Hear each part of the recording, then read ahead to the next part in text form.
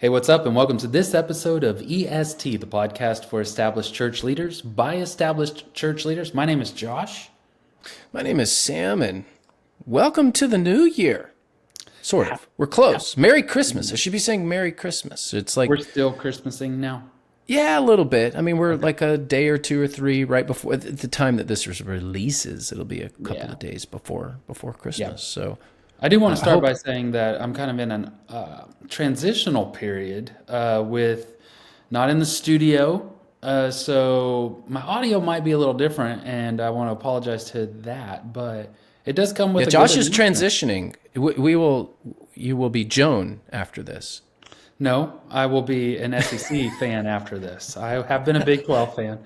Now I'm going to be an SEC fan. So You there's that must sort be of transition. talking about Texas, which that big game's coming up. We got some college football games coming up. Yeah, we're gonna play Washington Puppy Dogs, and I'm not afraid of them Puppy Dogs.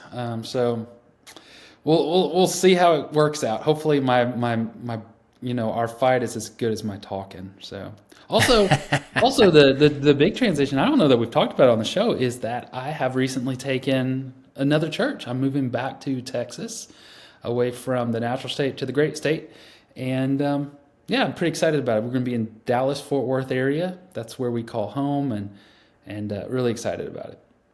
Yeah, in 3 or 4 weeks coming up, we'll have an episode on that whole process. So stay tuned. I think we're going to talk about, at least the tentative title of that future episode is How to Leave a Church Without Burning It Down.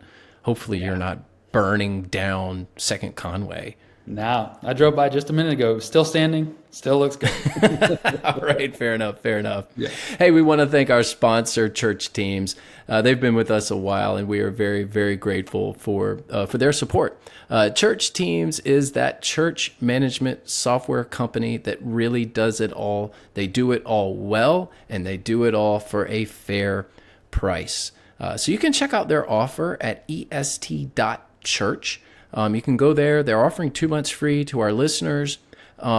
Really, they can help you with simple things like text to church. They can help you with, giving systems, which can be a bit more complicated. They can help you with check-in systems. Really, whatever software systems that you may need for the church, they've got a solution for you. So again, go to est.church to check out the offer from Church Teams. Thank you, Church Teams, for sponsoring the show. Yeah, church software is going to be a big help if you don't have a church software. But for our topic today, we're talking about who should know what about the top givers in your congregation.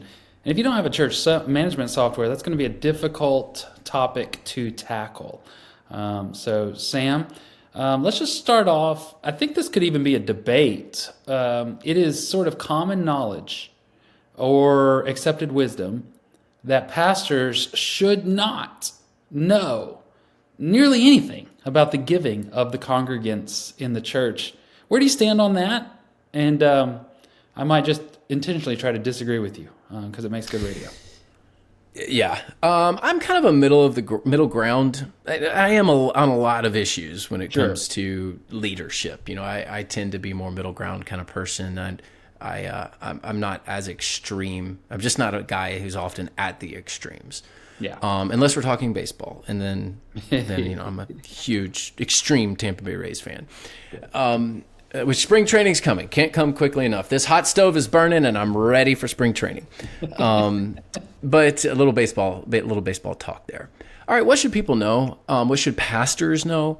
I never see a name with an amount. So Okay. I will never see Joe Schmo and X amount of dollars. This person gave this amount this year. This person gave this amount this week. I don't see that. I don't need to see that. But I do get reports. I get financial reports. I get financial reports on demographics. So, this is hugely important. If 80% of your givers are 80 years old or older, you need to know that because you've got some things coming if you don't change that demographic. So I get demographic reports on, age groups and who's giving what and those sorts of things. I also have permission from my church to know not who gives what, but who are faithful givers. That could mean this person has been giving a long time and they give every week. Now, it may not be the biggest amount, but they're faithful. And I'm also allowed to know kind of key donors when, again, not an amount, but hey, these 20 families, you need to make sure that you're having regular conversations with them. So I get those names. I get the faithful givers and I get the key givers. And I don't know the difference. I'm not told this is a big donor and this is somebody who's faithful. And so what it does is it keeps me clued into people who are just faithfully supporting the church, whatever that amount may be. We also do giving checks on leadership. So if we put you through a vetting process, if you're going to be in leadership of the church, and if you're not giving regularly, whatever that is, I mean, monthly, weekly, some people give annually, and we see those patterns and we know those patterns. But if you're not giving to the church regularly, you can't serve in leadership on our church. So we filter out people that way too. Hey, it's fine. Like, I'm still going to serve you if you're not giving to the church. You just can't be a leader in our church if you're not faithfully supporting the church. I'm not angry at you. It's just you can't lead here because you're not leading in your giving. That's it's a place that we kind of expect people to do. So that's where I stand. A bit of middle ground there. I don't necessarily need to know unless somebody tells me. Now, if somebody tells me, hey, I'm about to give $50,000 or hey, I'm about to give $100,000, and I've had some of those conversations, I've yet to have the 7-figure conversation instead of giving $1 million. Hopefully, maybe one day that'll happen because we do have air conditioners to pay for in this capital campaign with our whole new chiller system. But yeah, that's where I'm at. Where are you at? I can fluctuate back and forth. I'm certainly not on the extreme that the pastor should never know anything. And there are I've heard people that just believe nobody on the church staff should ever know these answers. And I feel like that's usually coming from a position of grasping at power. Usually the kind of people that have those very strong opinions give very little and have a lot of opinions. And so that's just not something that's going to weigh out. Also, just biblically, I mean, the Ananias and Sapphira literally brought their offerings and laid them at the apostles' feet, and so the early church, this was clearly not something that was kept secret. You didn't have like bank drafts and little envelopes and that sort of stuff. So I would caution anybody from acting or behaving as if pastors should not know. And then just logically, one of the things that is often very puzzling to me is the way that people treat their pastors. We act as if pastors are supposed to be our spiritual shepherds and supposed to guide us through things, and yet we don't want them to ever speak to us personally about our finances, or personally about our job decisions, or personally about our marriage. We'll let them sometimes get into marriage, but it's got to be broad. And so these kind of things really are puzzling to me, how somebody could be a shepherd to you spiritually, but never deal with finances. So I would say, and we understand the logic, right? The idea is that pastors, if they know that, they're going to treat people differently. And I think that makes a couple of assumptions. One, it just makes the assumption that we would all do that. I'm, for one, just one of these people that have just never been impressed with money. It just doesn't ever impress me. I really, really don't care. And the more that you talk about your own money, the less I care. And so I could be the kind of person that knows how much you give, and it never, ever bothered me. I'm much more likely to treat a person who serves in our church regularly with affection than a person who just gives a lot of money, because, that's just not my care. The other thing that it assumes is that we don't know. It's not hard to figure out who makes quite a bit of money. We know what people do.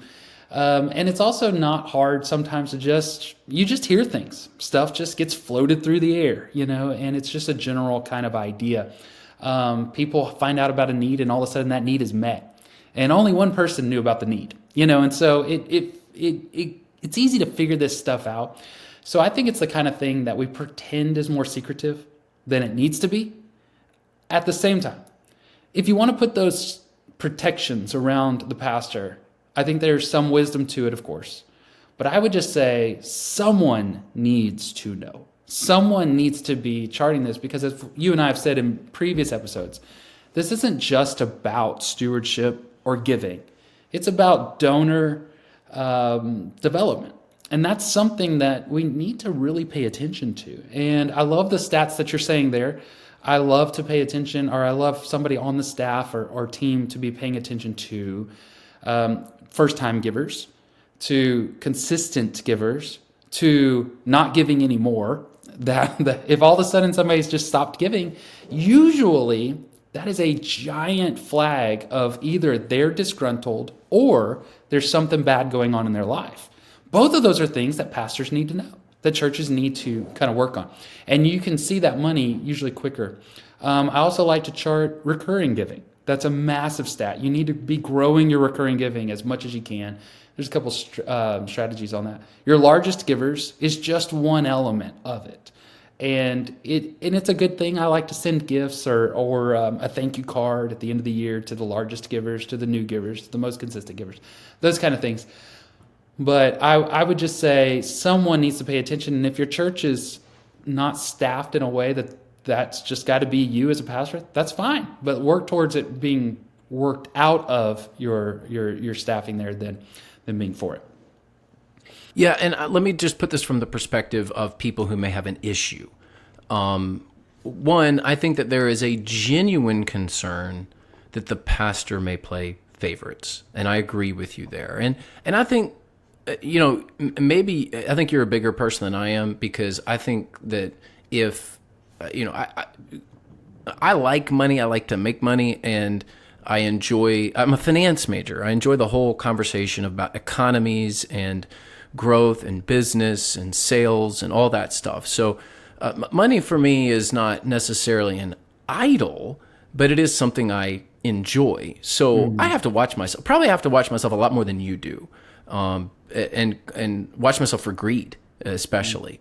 So, for me, I need a few more safeguards. And I think the concern that pastors may play favorites based upon money is genuine for many people. And I can understand why people would have that concern. I think it's unfounded in most cases, really. I mean, how many pastors are out there that are just, going to play favorites because of money? Maybe there's some, but let's be real. You don't get into ministry, because there's not much money in ministry. So, what's the hang up? Right. The other side of it, perhaps, and I don't want to assign malicious motives here, but I've seen it and I've experienced it, is I don't want the pastor to know, because if the pastor knows, then the pastor will realize I'm not giving any money and I'm telling people I'm giving money, right, and my leverage goes away. That's usually what it is. That's There's the genuine side of this is, hey, we don't want our pastor playing favorites based upon money. Totally get that. Probably unfounded in most cases, but I understand it. I understand the sentiment. Then there's the other side of, well, I've had this experience where somebody came to me. This person is no longer at my church, so it's irrelevant. They've moved on, but if me and my group leave, all the money leaves the church. Mm-hmm.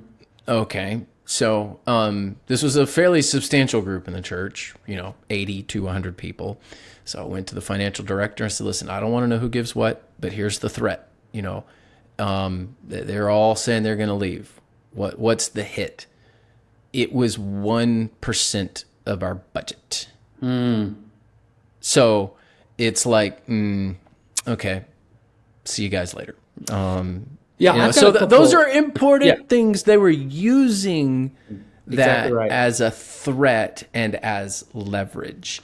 Yeah, I've got a couple of anecdotes to go with that, but I will also say, just to be clear, I don't ever know amounts. I'm fine with that.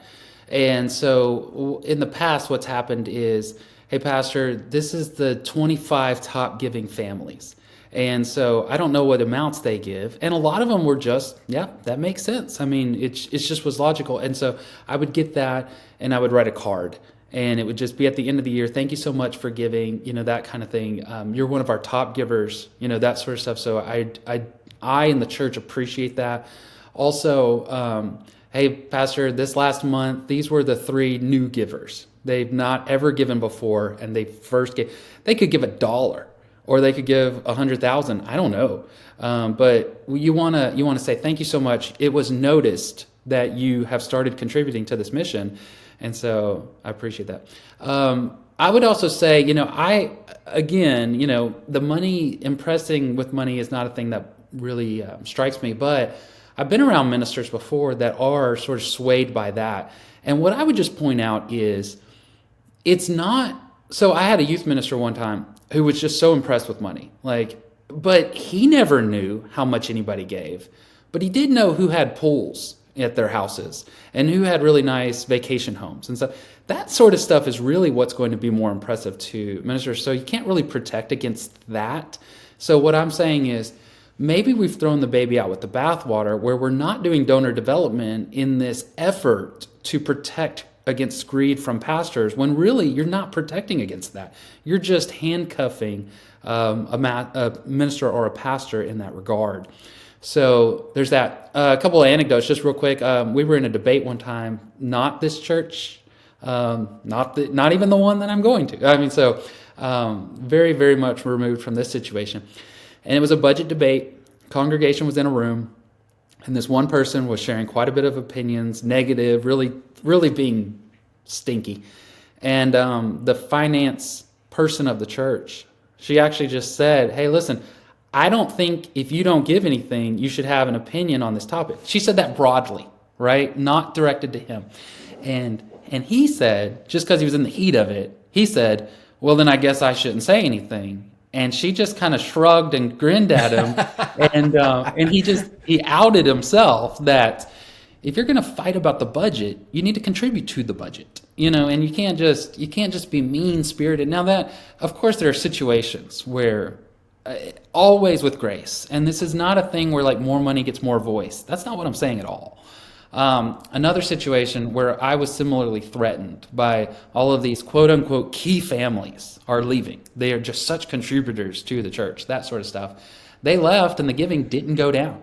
In fact, the giving went up. And so sometimes you just got to put two and two together and realize that the perception, just because somebody has a prominent position in your community, or they have a job or a very nice house with a pool house and that sort of stuff, does not mean that they are actually contributing to the mission and the ministry of the church.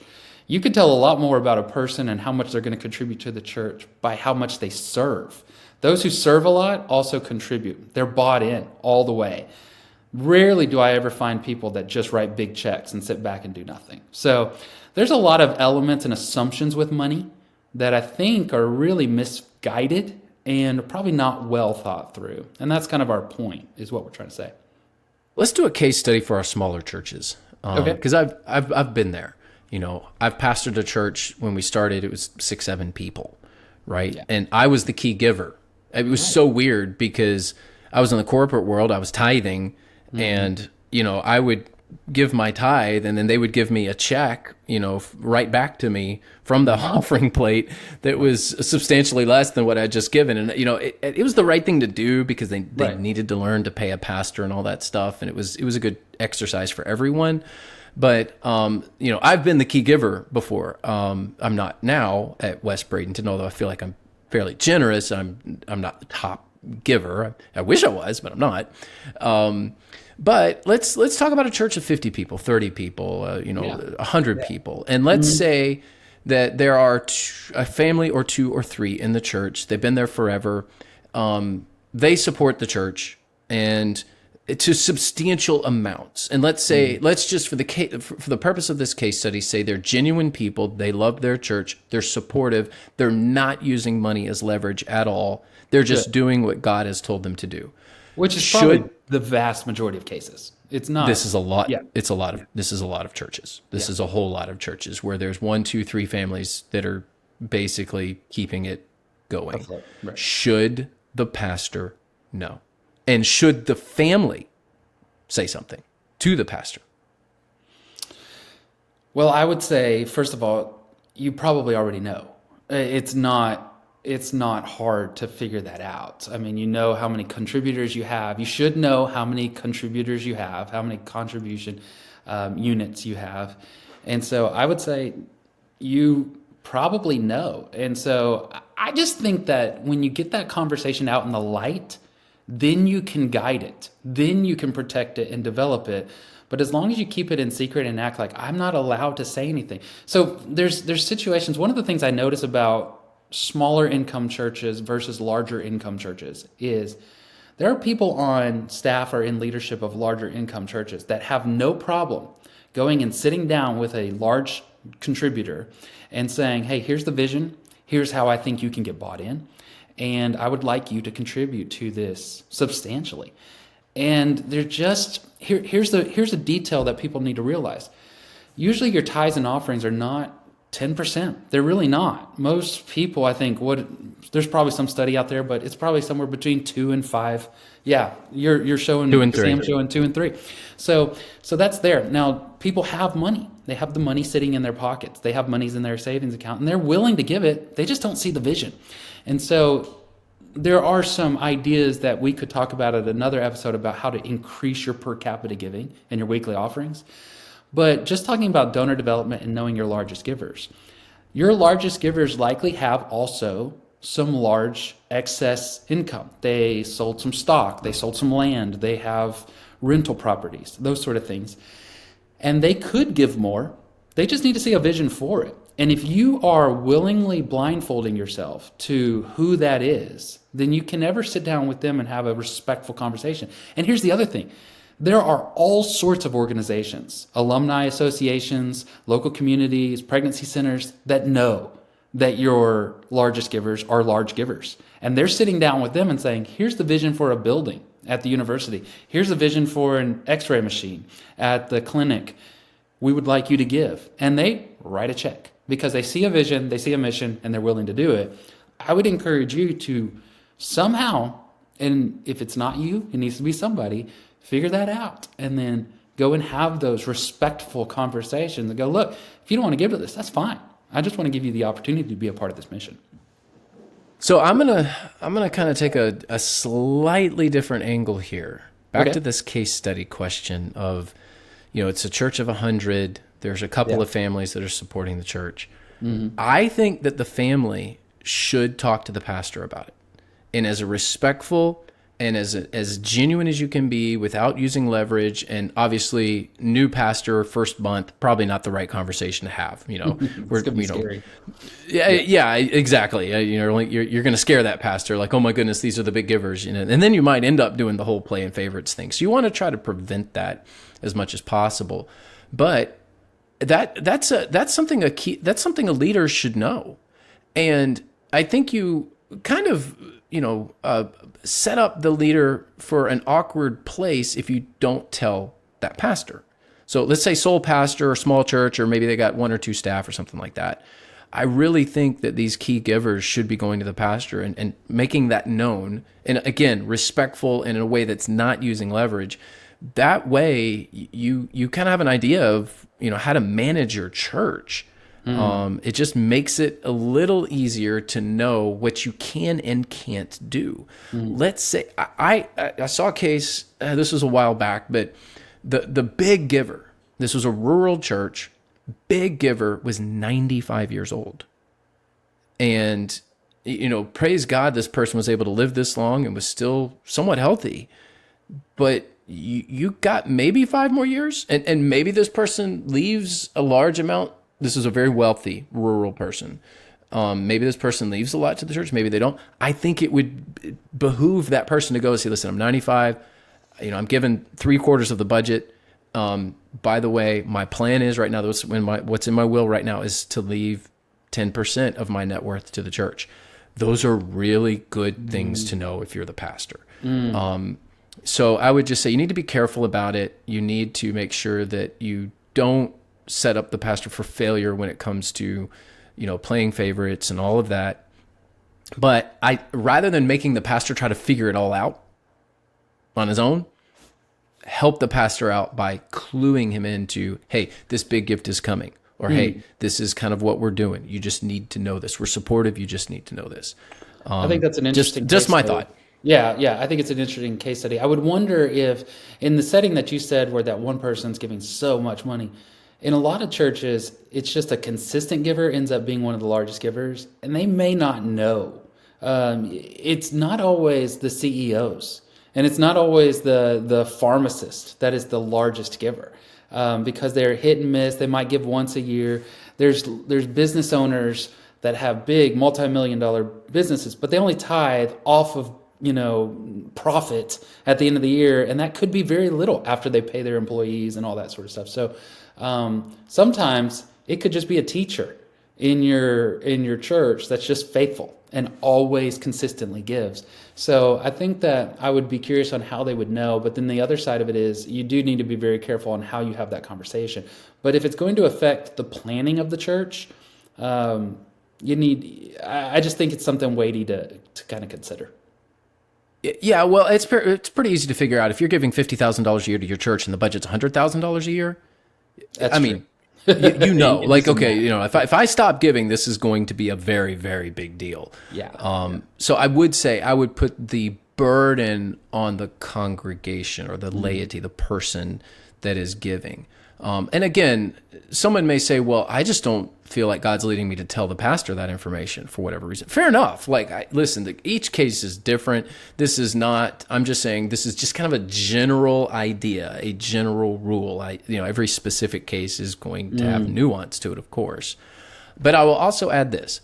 Your top giver, your top 2 givers, maybe your top 3 givers are typically the people that you don't expect. Yeah. They tend to be, I'll just be real, your biggest givers, those true top givers, like 6 and for some churches 7 figures, which is, just ridiculous amounts of money, but that does exist, tend to be quiet about it. 2, more behind the scenes, and 3, typically also a bit eccentric.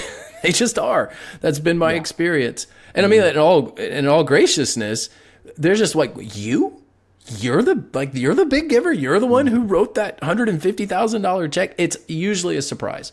Yeah. To well, people. I've noticed that whenever there are lists made of the top 10 givers, that sort of stuff, staff are often on that list because their employment's contingent upon it, and they have to be giving. And so, obviously, I'm sure it's generous, and I'm sure it's gracious, and it's part of their faith and what they believe. But I mean, I think we could have quite a few listeners to the show now who are not in ministry, who may be surprised by some of the things that we're saying right now about looking around a room and thinking, well, that's a top giver. I've had members say that to me, like, surely they're a top giver. And I'm like, man, I don't know. I really don't know because I don't know financial amounts, but I do know sometimes that there are people that are assumed to be top givers, and when I get that report on these were the top givers last year, so send them a nice card, those people aren't on the list. They're not even on the list, and so I don't know. They could be number 26, but it is more surprising. This is why church finances are much more. They're different than what people expect and think, and how we talk about them. And I think one of the deals is pastors don't talk about it enough. And secondly, they don't equip themselves or the church in a way that is going to help with donor development. And it's a massive part of what we do. Yeah, and I'll just say this. I think that the bottom line here is, and there's different ways to do this. One, let's just recognize this. There's no really one way to do this. Each church is going to be a little different. And some churches have baggage and a culture where, hey, finding out this information is really going to hurt the congregation because of, the previous pastor did X, Y, Z, and it was really bad. Mm-hmm. So a lot of it just depends on the individual church. But I would say this, bottom line, you need a consistent strategy. If you are the pastor of your church, when it comes to donor development, giving, revenue, cash flow, you need a consistent strategy to understand what's coming in and when. If everyone, for whatever reason, you're in a situation where you have a boatload of annual givers and they all give in December, and 40% of your budget comes in December, well, you need to know that. That's kind of important for how you set your budget.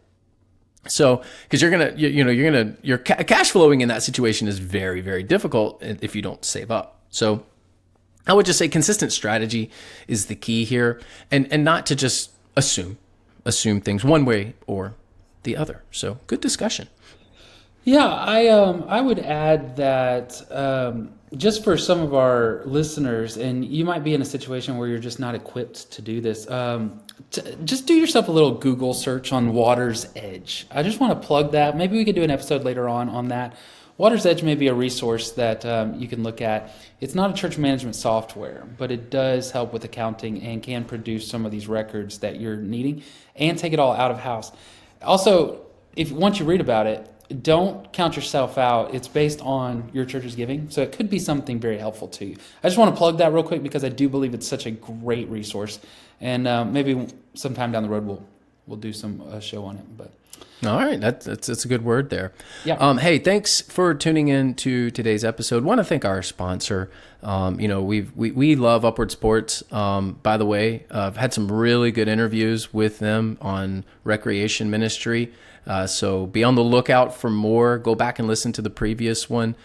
We've really enjoyed having Upward Sports sponsor the program, obviously because they do great ministry and it's a good bridge into your community. And sports can be that bridge. It can be a bridge in your own congregation, and it can be a bridge to the community as well. So if you really want to unite people around the gospel and unite people around outreach, this is a great way to do it. So you can find out more at upward.org/church answers. Again, upward.org/church answers. They've got all sorts of programs: basketball, soccer, flag football, cheerleading, volleyball, baseball, softball. They can help you with any number of leagues or camp offerings. But you really just need to reach out to them because they will tailor a program to your church. So you can go to upward.org/church answers. Yeah, we did have the CEO of Upward on the show recently, and they announced on the show that they are going to add running. That's the next episode, by the way. Oh. The next one we're recording these in reverse, Josh. So that's the next episode. My bad. Little tease there. Little tease. Yeah, listen to that next episode. It's going to be great. There's a lot of information there. All right. Thank you so much for listening to us in the correct order and not in reverse. And we will catch you next week. Peace. Upward Sports equips churches to run self-sustaining sports ministries in their communities. Whether you're a sports fanatic or on staff at a church, Upward Sports will give you all the tools you need to run a first-class sports ministry that allows you to reach families in your community. Upward Sports offers basketball, soccer, flag football, cheerleading, volleyball, baseball, and softball through league and camp offerings. At Upward Sports, we want to help your church make a difference and give you increased opportunities to share the gospel. Learn more today at upward.org/church answers.